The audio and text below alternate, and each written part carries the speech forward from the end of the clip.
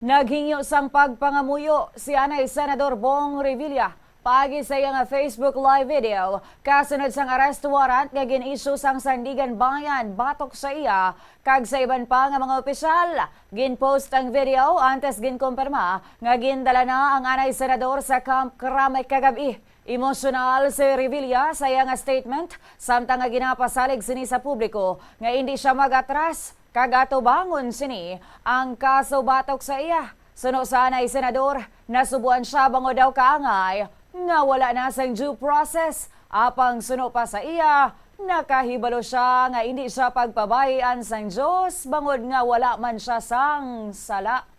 Nakakalungkot po, parang wala yatang due process. Pero ganoon pa man, haharapin ko to ng walang takot. Alam kong hindi ako papabayaan ng Diyos dahil wala po akong kasalanan dito. Hilingin ko lang, hingi ako ng panalangin at patatagin niyo rin po ang aking pamilya. Hindi ko po may paliwanag kung ano nararamdaman ko sa totoo lang. Napakasakit po para sa akin at para sa aking pamilya. Yun lamang po, maraming salamat. Alam ko hindi ako papabayaan ng Diyos. Please pray for me.